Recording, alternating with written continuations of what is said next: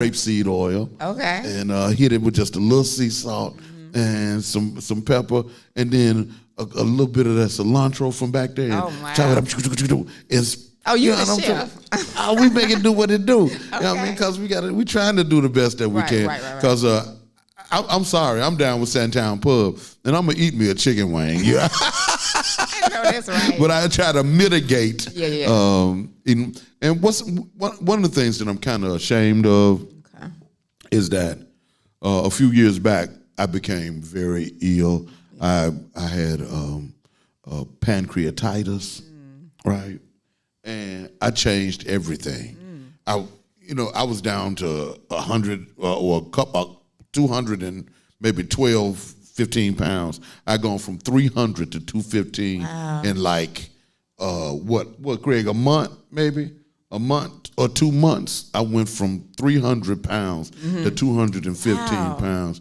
But what I started to do then was just to I was on this moringa. Ooh, yes, I know about that. And I was doing the smoothie every morning and not eating nothing until later on in the day, and just, and like I was trying to do it and was walking and doing everything. Yeah. And then the better I felt. Yeah, you went back.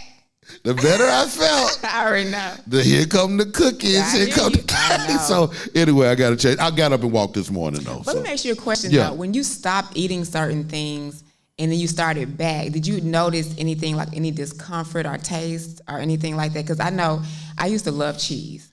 We used to, growing up, cook, we called it cheese dip. I'm from Arkansas. What part of Arkansas are you from? Little Rock. You're from Little Rock. I'm from Blythesville. Oh, you about to make me get up. Yeah, my daddy used to have a church out there. In Blythesville? What? Yeah. What's the name of the church? I was a little girl. I do not know the name. Dad, what your daddy? Baptist or Methodist? Preacher, yeah. He had a church in... His name was Tops, like me. Well, I like him. Reverend Tops. Yeah, it was Reverend Floyd Tops. I think I do remember that name. Do. Floyd Tops. I'll show you a picture later on. Okay. I'm going to have to ask my mom. But go ahead anyway. Yeah, so, growing up, and we, honestly, I know that our people did the best that we could do. But I grew up eating canned vegetables, canned fruit, the pork chops, the chicken, the ground beef, and all that type of stuff. And so I never ever ate live foods. When I was in my early 20s, I know you think I'm 20-something now, but no. I do. I ate fast food, Sonic, Taco Bell, Popeyes, whatever, and that was it, really. Hamburger helpers and stuff like that. Yeah. And I believe that because the doctors don't know, I believe that that's what caused my spinal injury with multiple sclerosis.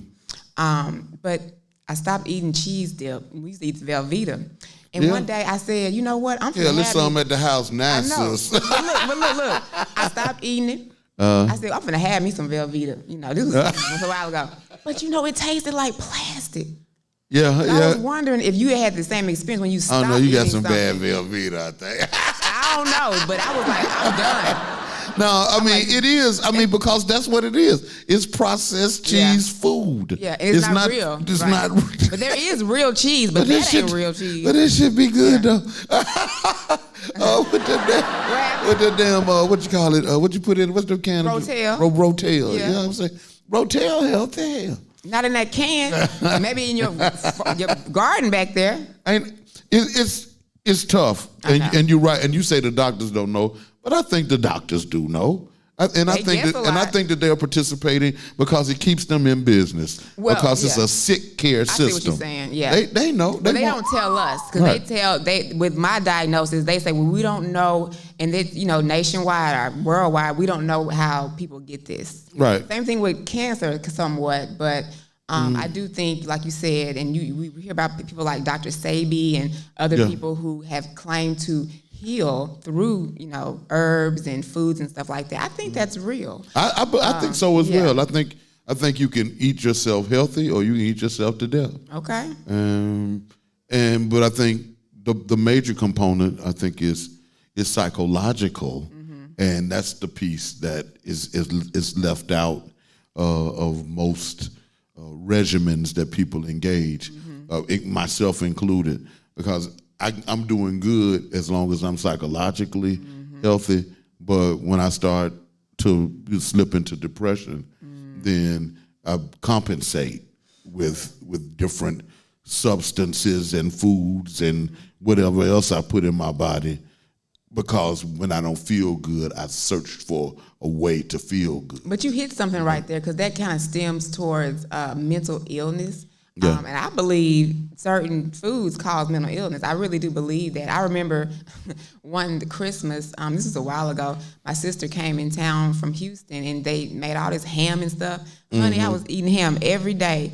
And the next thing I know, I knew whatever was wrong with me, it was the ham. Yeah. I knew that. It is too much. You have to, like you said, balance it out. Yeah, and that, like that's something that I haven't done in a while.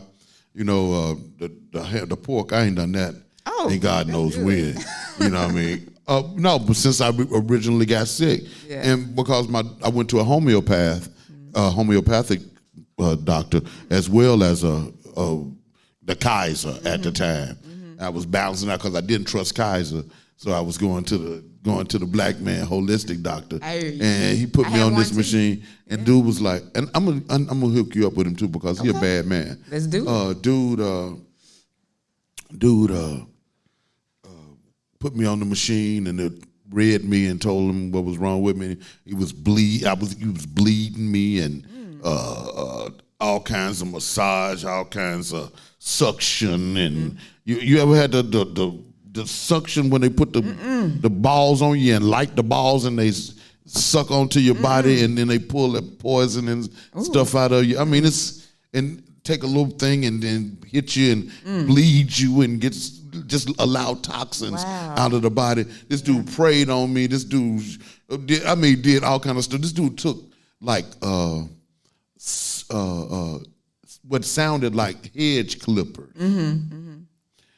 and went above and below my body and around my body, cutting the cords of my attachment to my past, which he believed to be a source of my illness.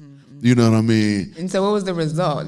I got well. Wow. I didn't have it. I didn't have it anymore. And I ought to be ashamed of myself, because I gained about 40 of them damn pounds back. You know what I mean? But that was fighting another disease. And that's depression. And that shit is real. And it'll break you down. You know what I mean? The nutrition piece is a part of who you are now, and your fight and your resistance against an enemy of your body. And again, I celebrate you and salute you on that, my sister. And I appreciate your attitude. And I think you probably have helped somebody who might be checking this out. I hope so. Let's pivot into a discussion about how it is you've made your living for the last 20 or so years, or whatever around that. You are, and the way that we came to be in contact with each other, which is as a result of your work in the area of public relations. You do that. You put people where they need to be. So they can. You gonna hire me next? Hell, I'm wide open. I hire everybody. Hell. You know what I'm saying? Got no damn money. Hell, I work for chicken. If you work for chicken, we got it. Oh my goodness. You on staff right now. Right now. Okay. But public relations is an interesting field, and I've always had interest in it. Because if I'm not, and correct me if I'm wrong, but it's the work of creating a public perception of a person. Yeah.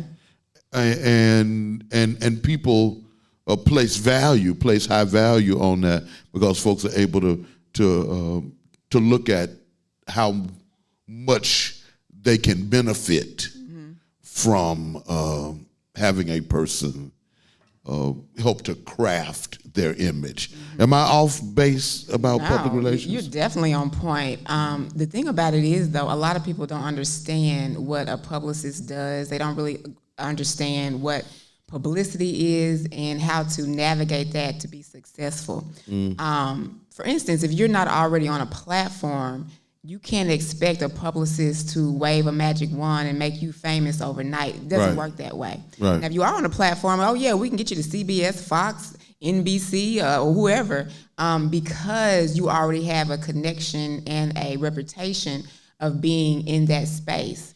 Because a lot of people want to do, I was going to say everybody, maybe not everybody, but a lot of people want that. I started out in radio, and my first client as in public relations was actually Drake's father, Dennis Graham. We call him DJ. And so I was taking him around to do interviews. He was singing at different bars and stuff like that, and we were trying to promote whatever he was doing at the time. That was years ago before I moved here to Atlanta. And then I came to Atlanta because I wanted to pursue songwriting in the music industry. Now, I tell people this, I probably should have went to New York for the type of business that I wanted to do, but I ended up getting into public relations because there was a job opportunity, and the publicist was the PR for Jermaine Dupri, and the office was in his studio. So as a musician, a writer, a producer, I thought that was perfect. But what ended up happening was I started to learn the craft of PR, and the music wasn't making money, but the PR was. And it was a very good niche here in Atlanta, especially with the type of PR we were doing, which was centered around like urban. What year you talking about now? Like the late 90s, early 2000s? I ain't that old. Wait a minute. Right. So you talking about when I was started PR? Yeah. Oh, no. This had to be 2010 or so. Okay. Yeah, or maybe 2009, around that's when I first started. But my background is radio, communications, and event management. And so it kind of all goes comes into play together. But the real PR is just like management. You have to have relationships.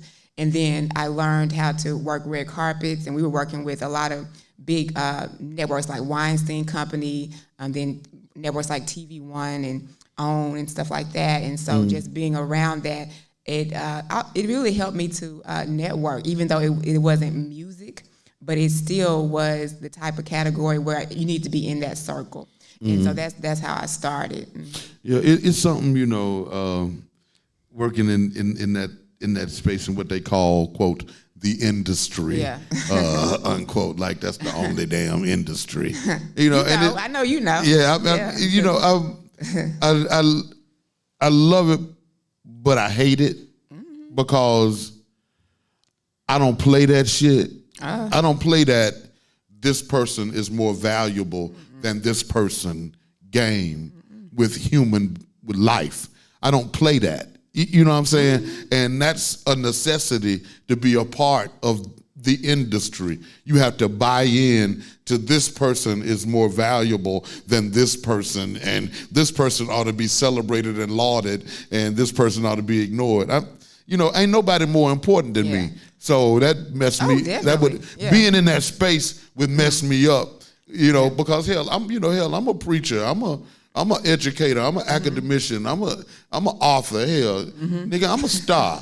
You know what I'm saying? You ain't no more of a star than me, in my mind. Yeah. And I would be in those spaces and having to deal with that. And I was like, boy, this ain't no good place for me to be because it don't make me feel good. I think there was a transition, though, when the pandemic hit, because you never would have thought the movie industry would be affected like that, the music industry, the concerts, the events. So a lot of people, and this is what I tell people, if people didn't have their money saved up, I don't care how big or famous you were or what you had, if you wasn't ready for that, you lost. No doubt. And so I think that also humbled some people that at least have a background that can be humbled, that type of mindset, because like you said, nobody's better than anybody else, no matter what profession they have, how much money they have, what race they are, it doesn't matter. Right. I mean, we all got the same color blood, And that's a byproduct, I think, of the culture, of the larger culture. Got it, yeah. And the placing different valuations on humans. I ain't with that. You know what? Yeah. This is what I want to do. Okay. I want to invite you to come back and kick it with us. Okay. On another, next month. Because I want to talk. I want to get off into some of these stories that I know you have about different people. I was seeing this dude in my mind. I had this story in my mind. This brother who was a radio. I interviewed him. I saw him in a movie the other day. That's what made me think about it. But he played in this, I can't think of the TV show. Green Forest, I think he played in this. Carl Anthony, somebody. Okay. Anyway, so we on the radio, right? Dude comes in with his publicist and his makeup artist, right? It comes into and sits down on the radio. Okay. And he sits in the chair. She put the napkin around his neck and does his makeup and shit to do a radio interview. Oh my goodness. Wow. Like you can't see people on radio. That's one of my craziest stories. Yeah. But anyway, I can't wait to hear some of yours. I know this dude's a 30, 40-year-old veteran actor. But why would he put makeup on to be on the... maybe it was a time constraint. They were going somewhere else. Maybe. I don't know. Anyway, he just tripped me out. He bugged me out. Okay. But anyway, so maybe we'll get some of them kind of stories when I get you the next time. Okay? That's a lot. I know you got them. Ladies and gentlemen, sisters and brothers, please join me and put your hands together for our dear sister Leslie Tops. Reverend Tops' daughter. You know she ain't gonna do right because she's the Reverend daughter. When we come back on the other side of the break, I got a special guest who is standing by, who is going to join us in the Black Supremacy chair. And to be honest with you, we probably, as a people, wouldn't have the nerve to say Black supremacy if it wasn't for this dude. Stay tuned. You want to get down with this. It's The Situation. I'm your brother, the Machine Slaughter. Big head.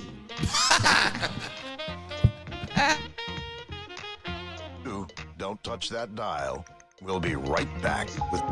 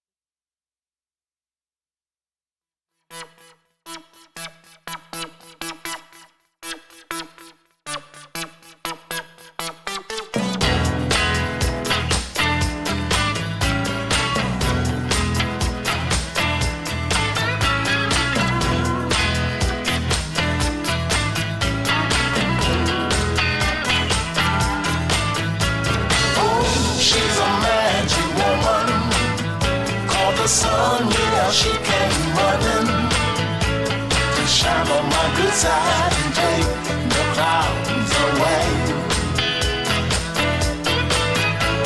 Oh, she's a magic woman. For the sun, yeah, she came running to shine on my good side and take the clouds away.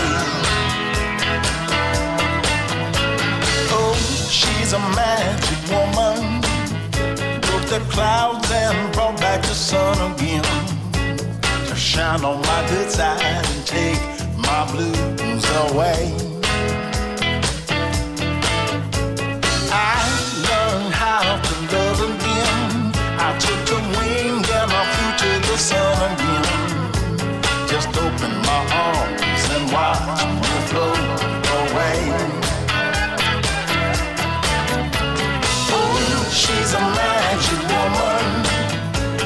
the sun, yeah, she came running to shine on my good side and take the clouds away. Oh, she's a magic woman. Caught the sun, yeah, she came running to shine on my good side and take the clouds away. Oh, she's a magic woman, and I know that I won't have to run again. She shined on my good side and glaciers just melted away. Oh, I learned how to love again, and I flew on the wings of a dove again. Just open my heart and watch me float away. Oh, she's a magic woman. Call the sun, yeah, she came running to shine on my good side and take the clouds away. Oh, she's a magic woman. Call the sun, yeah, she came running to shine on my good side and take the clouds away. Shine, shine, shine, shine down on me. Oh, my soul, I've never felt so free. Sometimes when you shine, you take my blues away. Oh, I was lost out in the woods. I never thought that I ever could know. So you made me happy and you took my blues away. She's a magic woman. Called the sun, yeah, she came running to shine on my good side and take the clouds away.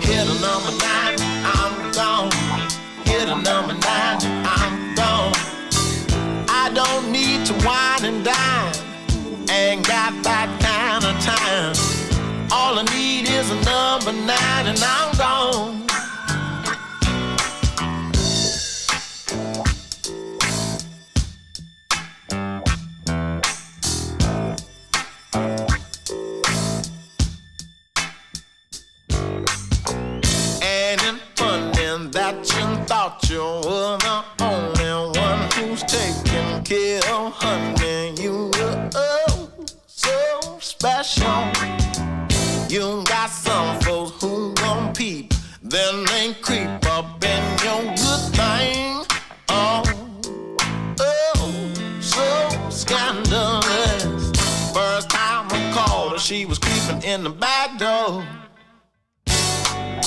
She didn't know what I was saying, so I kept it on the down low. Next time I caught her creeping again. Hit a number 9. she was gone with the wind. Hit a number 9 and I'm gone. Hit a number 9 and I'm gone. I don't need to wine and dine. Ain't got that kind of time. All I need is a number 9 and I'm gone. Hit a number 9 and I'm gone. Hit a number 9 and I'm gone. Hit a number 9 and I'm gone. Hit a number 9 and I'm gone. I don't need to wine and dine. Ain't got that kind of time. All I need is a number 9 and I'm gone.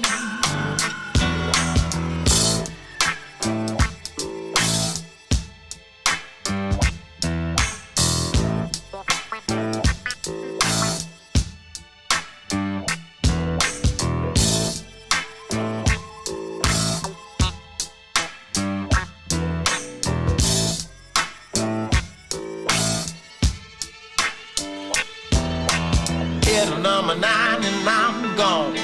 Hit a number 9 and I'm gone. I don't need to wine and dine. Ain't got that kind of time. All I need is a number 9 and I'm gone. Hit a number 9 and I'm gone. Hit a number 9 and I'm gone. I don't need to wine and dine. Ain't got that kind of time. All I need is a number 9 and I'm gone. Oh, hit a number 9 and I'm gone. Hit a number 9 and I'm gone. I don't need to wine and dine. Ain't got that kind of time. All I need is a number 9 and I'm.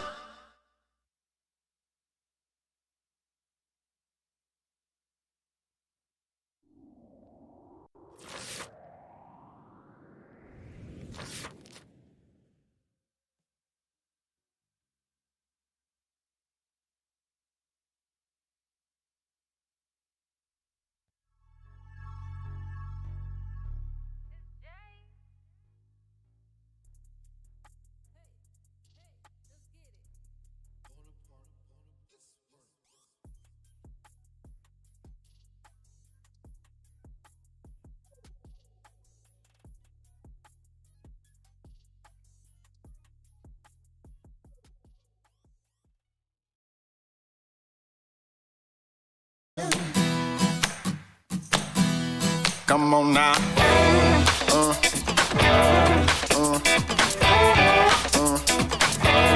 Come on now. Well, we gonna see what our new councilman does. I said we gonna see what our new councilman does. We'll see. We'll see. We gonna see. We gonna talk about it. Welcome back to the show, sisters and brothers. This is Slaughter. It's the situation. And we up in here getting it exactly like we're supposed to do it. Turn that music down, man, so people can hear me, man. That's what I'm talking about. Got special guests in the studio. First of all, I need to say thank you to Leslie Tops, man. Beautiful sister with a beautiful, beautiful spirit and just a strong sense of determination. And just a real clear grasp on reality. I like that. And appreciate it. Y'all gonna be seeing a lot of her around here, man, doing what we do. Hell yeah. My next guest is a living legend. And that's enough to be said. Ladies and gentlemen, sisters and brothers, please join me in welcoming activist, entrepreneur, an all-around Black American treasure, none other than Brother Baba Mukasa Dada Willie Ricks.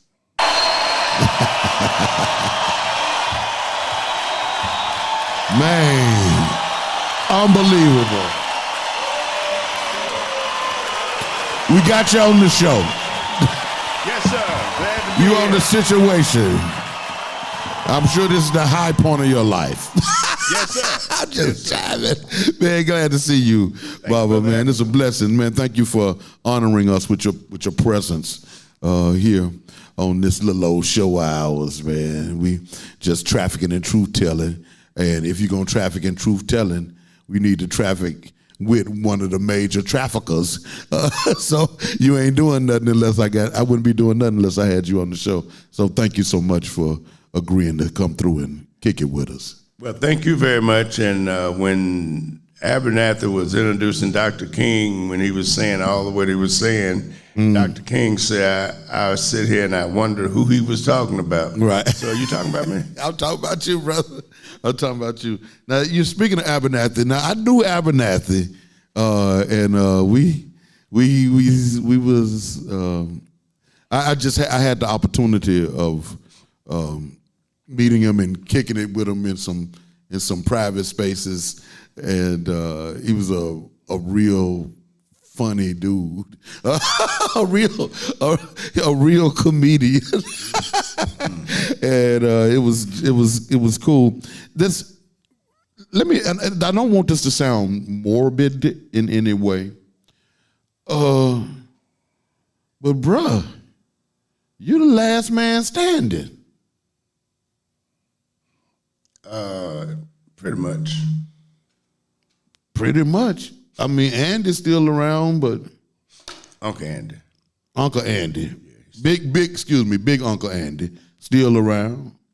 But other than that, you're one of the last men standing. What does that feel like? Well, it feels like I got to build an army and a major organization to fight against the system that we have been fighting against for the last 500 years, or the system that we fought against in the so-called civil rights movement and the Black Power movement, Pan-Africans movement. And that system is still here, still exploiting, still killing, still raping, still robbing. So I feel like I got some work to do. That's what I'm talking about. That's cool. I'm thinking, and I'm hoping, and this is another one of them things I'm asked God to allow that spirit to continue to be alive in me when I make it a little bit further down the line. It's right now I feel, and I don't know how to. Do you feel strong and powerful as we fight this part of the war against white supremacy and against the oppression of black people, or do you feel weak and vulnerable? I feel like a soldier, long as I'm connected to revolutionaries throughout the world and connected to people like Fidel Castro and the people that he have influenced throughout the world, Mao Zedong, Kim Il-sung in North Korea, Saddam Hussein's spirit, Muammar Gaddafi's spirit, and the African Revolution. And the African Revolution means black people all over the world, especially on the continent of Africa, which is the richest land in the world, full of diamonds, gold, oil, rubber, zinc, tea, copper. Got the best history in the world. Started mathematics, science, chemistry, engineer, built the first university in the world, first doctors in the world. So many things is traced back to Africa. And then the Africans that were scattered and carried to the Caribbeans and carried to other places in the world. If we can find a way, and we've been working on that for a long time, to unite us and come together and unite the Caribbean Africans and the Africans inside the United States and the Africans in other parts of the world. If we come together, we could build a mighty, mighty army like the Chinese have done. And now the Chinese was once the poorest people in the world, but now they're the richest, most powerful people in the world. When they united their land and liberated their land and ran the enemy out of their land and destroyed all the other Uncle Toms and the traders that got into bed with the slave master, once they got rid of them, they united their country, and now nobody on the earth want to mess with the Chinese people. And Africa could be the same way, a United States of Africa, and unite Africa back into one land, one president, one army, one government, and one history. We would be the most respected, powerful people in the world. By us not having that, we're the most disrespected people on the face of the earth. And the United States government and the white racists, imperialists all over the world, the colonialists, they teach people to disrespect us, and they bring people from all over the world and put us under them, and we're being exploited from all the crooks in the world come and get grocery stores or whatever business they put in our neighborhood, and they steal from our children, our babies, our mamas, our grandmamas. And disrespect us. And disrespect us and put drugs in our community on our children. Yeah. And we have to fight. Hell yeah. No doubt. Let me ask you this. Because to me, this the $250 trillion question. What is the major obstacle that is keeping black unity, umoja, from actually happening and consolidating? Well, these neo-colonialists are what we call Uncle Toms that they have set up all over the world. In Africa, you got African presidents that's got armies that the United States helped them fill out, and they train them to be cold-blood killers, and they kill and murder their own people and hold guns on their own people, where these imperialist colonial white people, capitalist systems and companies come into Africa, take all the natural resources out, the diamonds, the gold, the oil, the fruits, the vegetables, everything, the fish, everything out, and bring it over here and take it to Europe. Europe get richer and richer, and the people get poor and poorer. So now we're convicted. Not only we have white racism, but we got black people that they have trained, and they're selfish, and they're killing, lying to our people, and watching our people die. In the world today, you got over 500 million people that's hungry right now as we talk, and the United States is making even more hungry. The rich are getting richer, and the richer they get, the more richer they want to get, and the more land that they kill, drop bombs on, and take, they want to drop bombs on more and more land. They move from one country to the next country and rape them, rob them, and exploit them. So we are the most exploited people in the world, and we need some real freedom fighters. And number one thing we need is organization, and once you have organization, you can create the unity that we need, and you can create the real education that we need. We need to know about self. No doubt. And that's who we need to start looking after, self, and stop begging other people to do for us. The white man ain't gonna do for us. He will do. Republicans. He will do for us. Death and destruction. So for people who are not familiar with you, people not familiar with your work, and who have listened to you for the last, say, 10 minutes and ain't clear about who you are, talk about where you're from and how you became a part of what you refer to as the so-called civil rights movement. Well, I came over here on the slave ship with y'all grandma. My people. With our people. And then we were bought off the slave ship Jesus. We were bought off for the name of the slave ship. And a white man named Ricks bought us in Jamestown, Virginia, and they carried us to Alabama, and we lived on the Ricks plantation and picked cotton and worked for 300-400 years free, and got beaten and worked from sun up to sundown. And they robbed us of our culture, robbed us of our history, robbed us of our identity, cut us off from Africa. They robbed us of our minds and began to make us think like European white people and whatever. And that, so I went through that, of course. And then by 1955, Rosa Parks and sit down on the bus and forced Martin King to stand up.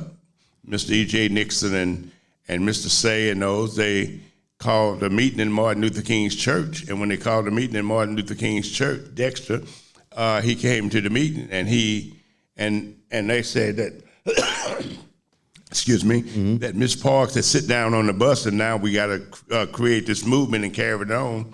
And Dr. King said, well, yes, thank you, and I support it 100%, and I have another meeting. They said, no, you don't have another meeting, Martin. We're going to make you the leader.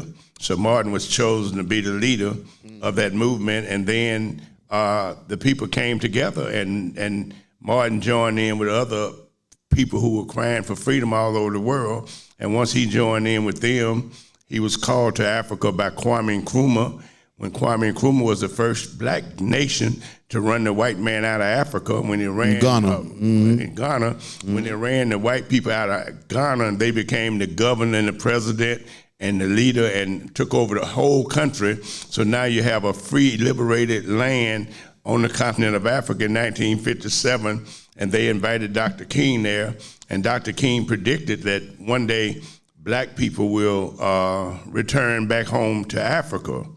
Now, shortly after Dr. King came from Ghana, the sit-in movement started, and when his brothers in Greensboro, North Carolina, sit down at the Woodworth there, and back in them days, you had to go in the back door, say yes sir to all white people. You lived in a certain neighborhood like we do now, and you were killed, hung, lynched, just like they did in Emmett Hills and many others, and they do it every day. Matter of fact, we're being killed by the millions all over the world daily.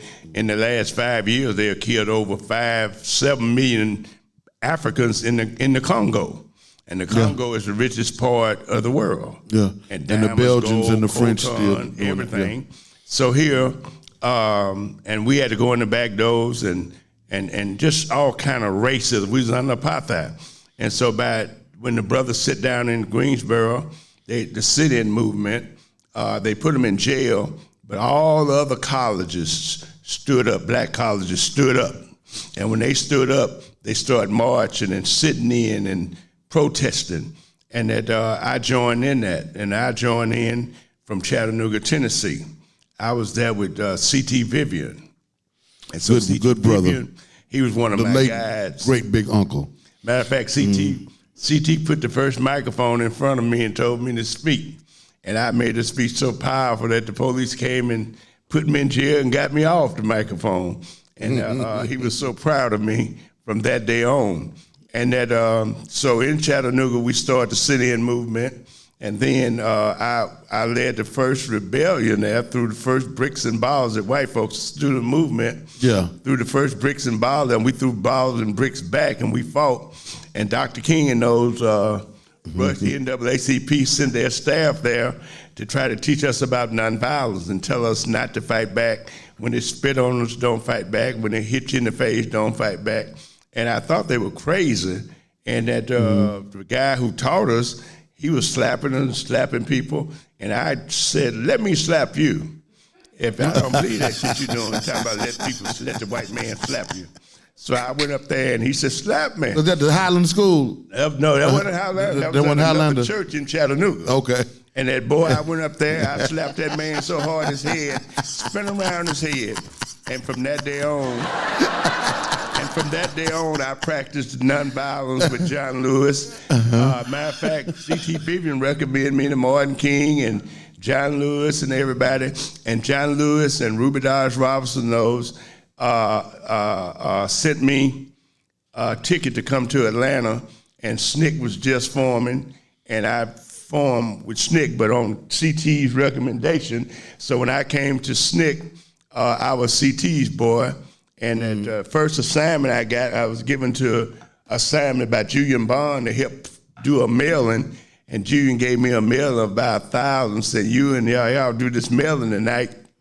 And we'd sit up all night doing that mailing, and I was trying to impress him, and I licked 1,000 stamps, so the next day I was drunk as hell. But I did it, and so I grew up in Chattanooga, Tennessee. How did your family get from Alabama to Chat? My mom and dad. It ain't far. People don't know. It ain't far from Alabama to Chattanooga. Right. It's like really right across the mountain. On the border. But they live down in Muscle Shoals, Sheffield, in the cotton field. I know Muscle Shoals, yeah. And I used to go down there and pick cotton. And you pick cotton from sun up to sundown, and you made about a quarter hour, $3 to $15 a week, and you work about 12 hours or more in the field. And I did that. And when I would go visit my mom and dad, we had a well. People had to walk a mile from different areas toward that well to get water at night. You're supposed to say yes to the white people. Get back door. We lived in a shack and the outhouse and all that. But my father, he was a concrete finisher. So he went to Chattanooga, Tennessee, and worked as a concrete finisher, and he did very well. And that was an African job. I think we remember that skill from Egypt, from the pyramids. Oh yeah, I mean, you also, go to Ghana, Sierra Leone, and black all people over been Africa. working with damn we were concrete. the most skillful people in the world for thousands of years. And then my grandfather on my mother's side, they lived here in Atlanta, in Georgia, and they killed some white people. My mama's granddaddy killed some white people, him and his twin brother, and the white folks got at them and they jumped into the river and swam to Alabama, and they made them way to Across the Indian Chattahoochee reservation. And when they made themselves to a reservation, they married some women, and their name was Nellum, and it was spelled with 2 L's. They took one of the L's out and lived as the Nellums for years. And my mama kept that secret from us. She lived with an alien name, and she had to keep that secret from us because the white folks were looking for her family, her granddad, them to kill them. Right. And that I think that that's part of what encouraged me and why she was proud to see me come out there and fight white people. And she used our house as a liberated house where Stokely, Rap, Cleve Sellers, Black Panthers came and stayed in my house, or different people that was running from the FBI and police. I had a room I grew up in. I would take them there and they'd get in that room, and my mama would bring food in that room until they got ready to go or felt it was safe enough to go. But I grew up in Chattanooga, Tennessee. Yeah, Chat is a wonderful city with a lot of powerful black people in that city. I want to ask you what might seem like an obvious question, but I want your answer. Given your unvarnished,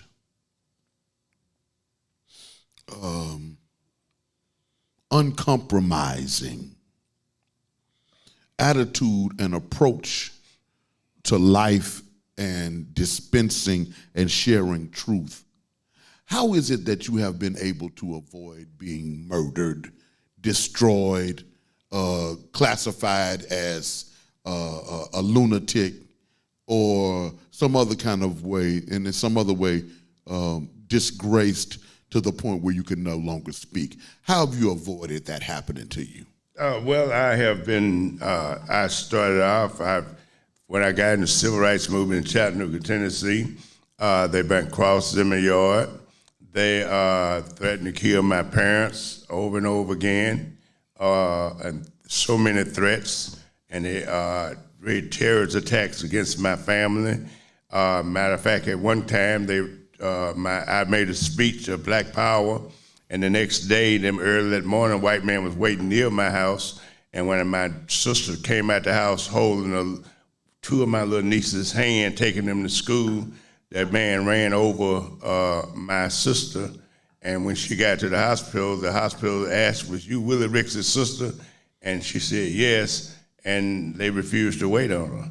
I was beat up in Chattanooga. My life was always at threat, and what have you, from the police department, the Klan, and the FBI.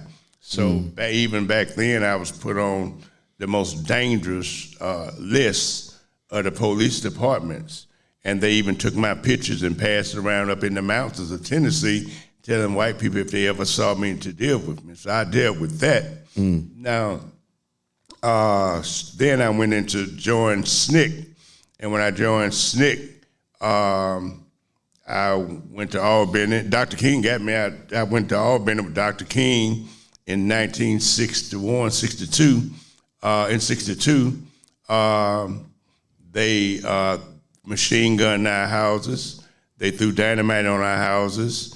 At some point, they took some of our civil rights workers, and because they tried to, one time we tried to register people to vote, they would machine gun the house, throw dynamite on the house, and in Mississippi, they took 3 of our civil rights workers out, and they put them in jail, and then they lynched them, killed them, Cheney, Swan, and Goodman. Right. Mr. Damon tried to register people to vote in Hattiesburg. They came to his house with a mob and started shooting. He put his family out the back door, but they threw firebombs in the house and burned it up and burned him up in his house. Medgar Evers was shot in the back. He was a friend of mine also. He was shot in the back and murdered. Sammy Young Jr. in Tuskegee, Alabama, he was shot in the back. He was shot in the head because he went into a bathroom that said white only. And we were determined to break all the rules of segregation, all the rules of slavery. We broke all the rules. Now, the reason they told me I was a lunatic when I went down there and said, we're going to go in the front door in crests and woodwork. Some people say he's a great hero, and some say he was a lunatic. That when I told him that I was going to register and work with SNCC and work and register black people to vote all across the South, even through their bombs and killings and murders and whatever, but we were going to do it. And we did it. We told them we were going to force them to pass a civil rights bill and make it a law where black people can go in front doors and not be called nigga, make it where you can try on clothes downtown, make it where you can live in the neighborhood you want to live in, make it where you can go to any school you want to. Some people say he's a lunatic, and then some people say that's wise, that's good. When we said we were going to register all our people to vote, and we're going to have a black mayors and sheriffs and presidents, and we were going to choose the presidents and all kinds of stuff like that. Some people say you're crazy, and some people say you got good sense. So when that has come to pass, though. And now we're talking about liberating Africa. We're talking about making the world socialist, taking everything that the rich people have and divide it among all the people in the world to make sure everybody have lights, gas, water, food, medicine, education, that everybody deserve it. Some people say it's crazy, and some people say that sound wise. But we see that China has took over their country, and now they feed their own people, don't have to ask the white man for nothing. Cuba, Fidel Castro, one of our greatest heroes, he led a revolution in Cuba. He was a young people that some people say he was crazy, a lunatic, but he fought. They shot him, they put him in jail, put him in prison, exiled him from the country, but he kept doing it, and that now he became president of the country. He took everything that the rich people have, all the land, and divided among all the people.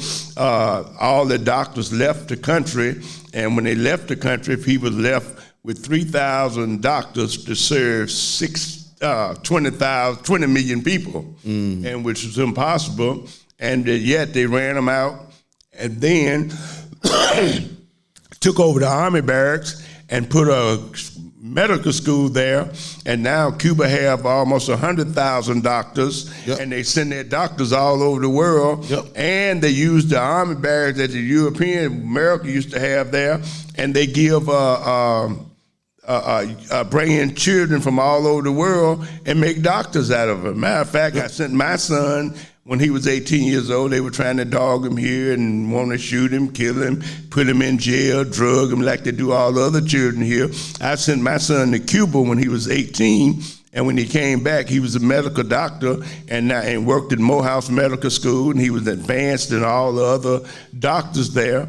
And now he's a doctor working in South Georgia in a hospital.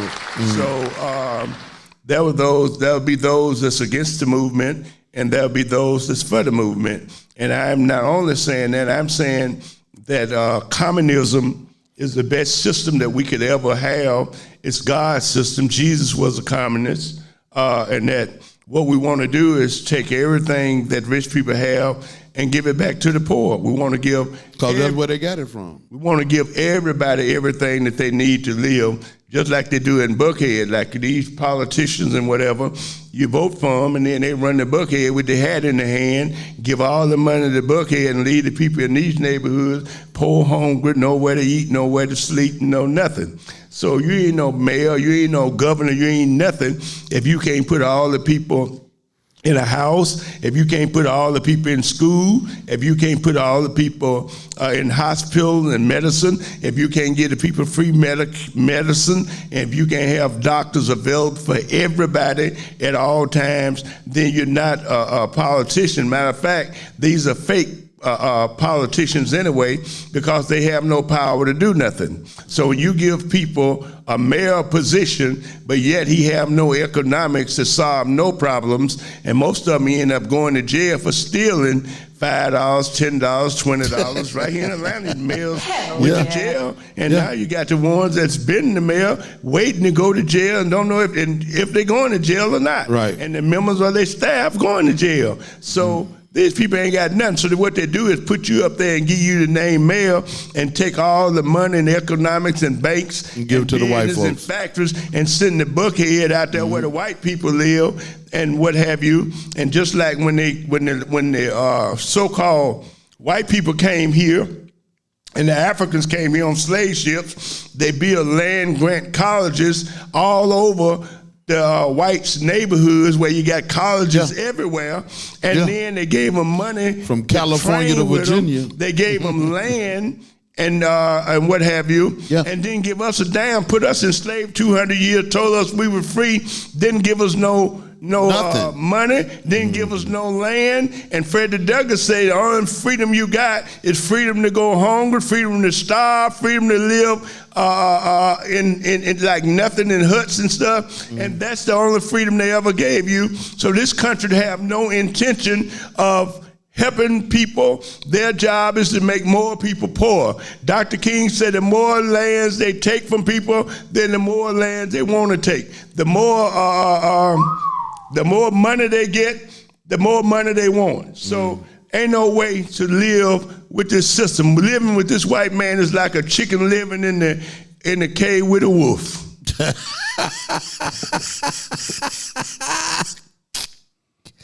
Hell yeah.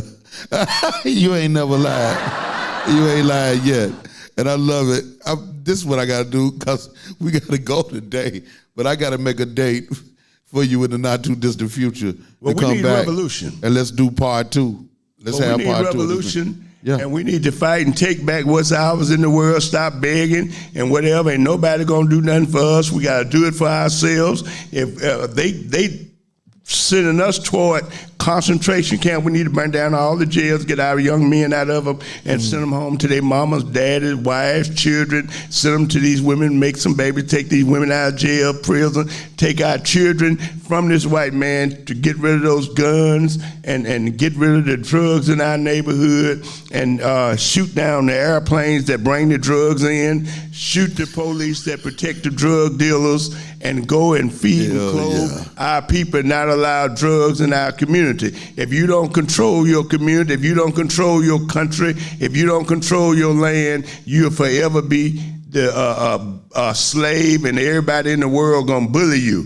The only reason they don't bully North Korea got a nuclear bomb. The only reason they don't want to fight China got a nuclear bomb and atomic bomb and everything else. The reason they don't want to fight Russia, because Russia got the same weapons they got. And the only way we going to not be under everybody, and everybody going to bully us, rob us, kill us, the only way we going to stop it is to have a liberated Africa and build us an army and have soldiers that love our people, that would plant gardens for them, feed them, give them medicine, and not shoot them, murder, and hurt them. And just like the police in Georgia and all over this country is trained to protect and love white people, and trained to shoot, kill, and murder us for every problem that we may have. When the white people have problems, they build community centers, they build and put money into millions of dollars here and here, where they can guide and direct these little white children.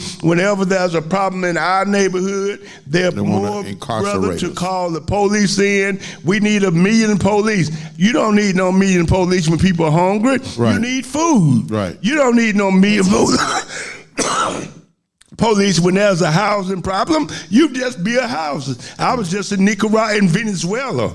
And Venezuela had a homeless problem. They worked with the Chinese people. Chinese came down there and built 10,000 apartment buildings, luxury, and told about the people that was living outdoors and poor, brought them into the apartment building and say, this is your house, you and your family, and it's yours for life. No light bill, gas bill, water bill, none of that. And we will have a doctor in the buildings that whenever there's a medical problem, we will have schools nearby, daycare nearby, and all this is free because the government's job is to serve you and to solve every problem that you bring before the people.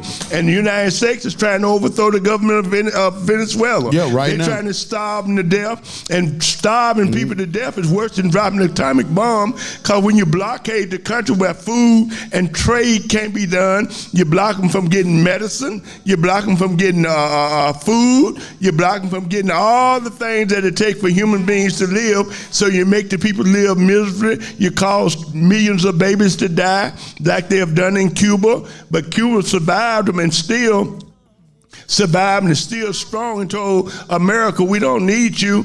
And now a great man like Fidel Castro, we all have to be like that and see representing a system called scientific socialism, a system where everything belongs to all the people.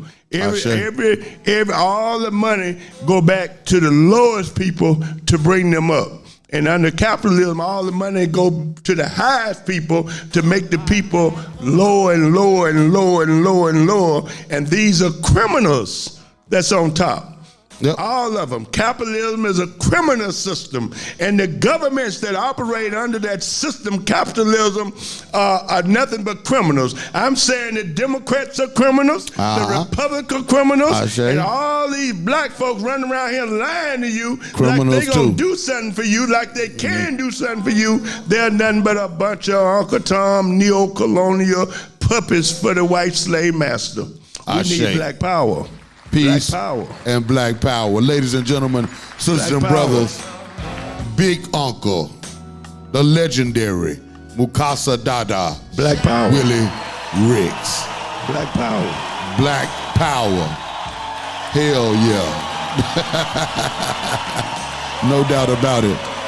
I got to have you back, Big Uncle, in the not too distant future for part 2 of this interview.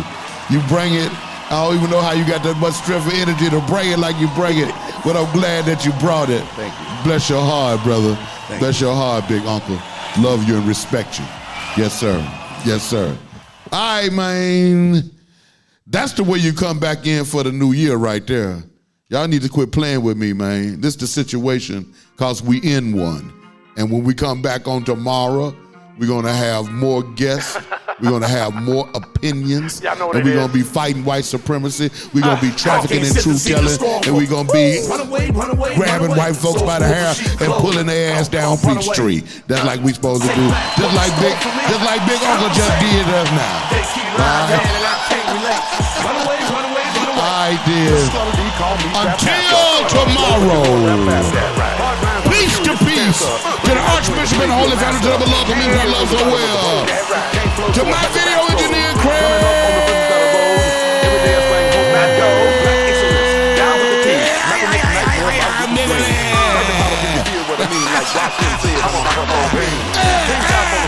Stop playing. To my crack research assistant, HC in the place to be. I don't know where you at, but I need to report to work tomorrow. To my producer, C to the O to the Courtney Omega, my dear sister, and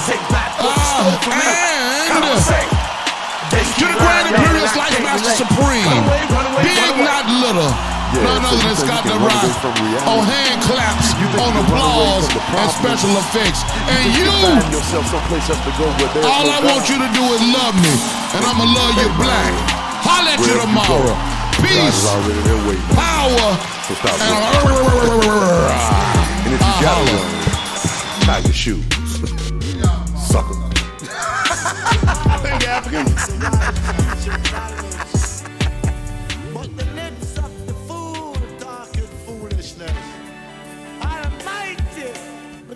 Hypocrites, me not like them parasites. Them skin by day, them black by night. Striving on the plight of the poor and the sufferers.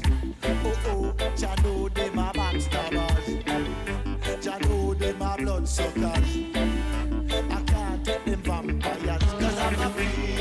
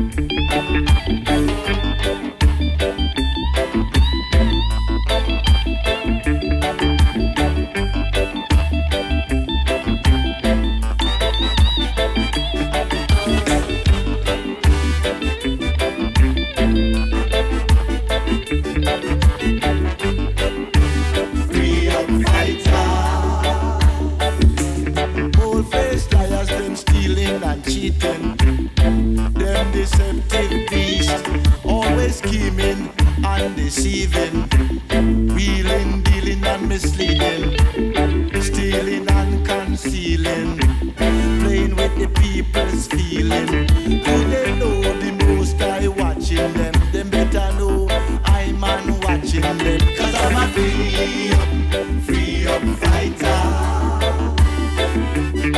I am a free up fighter. I am a free up fighter.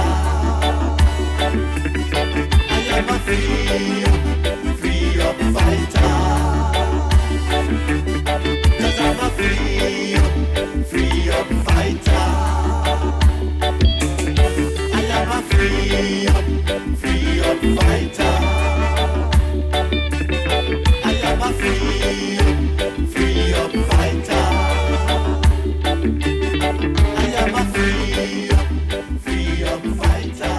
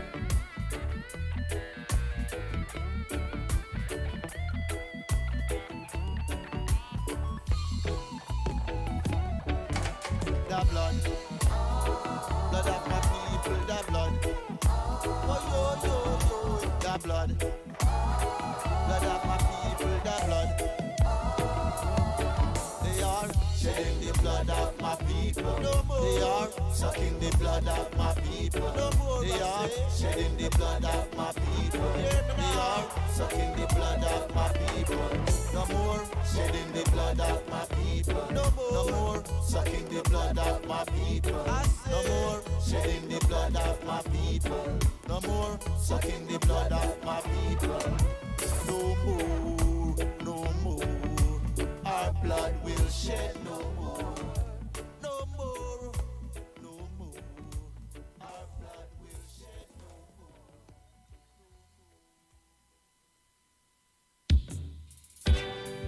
The mouths of the wise teach knowledge, but the lips of the fool